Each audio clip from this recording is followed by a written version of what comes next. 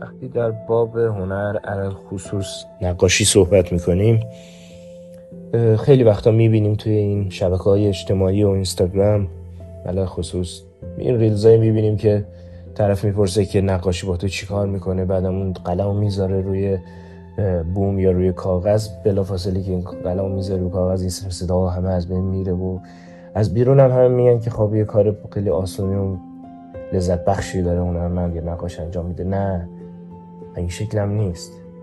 هنرمند حرفه‌ای هر باری که اثری رو خلق میکنه به خودش قول میده که دفعه بعد اینقدر سختی نکشم برای خلق این اثر، اینقدر به جزئیات فکر نکنم، اینقدر به ایدئالگرایی ها نگاه نکنم. ما ساعت‌های طولانی سر پای ایستادن ها، ساعت‌های طولانی کار کردن، گردن درد، کمر درد، پا درد، اون هم بدون هیچ دستمزدی، هیچ انتظاری.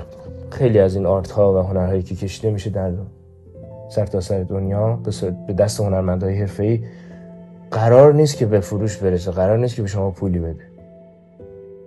در صورتی که شما هر محصولی رو تولید بکنی، وقتی رو که میذاری برای تولید یک محصول میفروشیش و هر چه وقت بیشتر بذاری بیشتر میتونی پول در بیاری. ولی در هنر اینجوری نیست. شما یک مش درد داری، یک مش رنج داری که در ازای اون عشقی که داری از هنر و معنای اون هنر میگیری تحمل میکنی.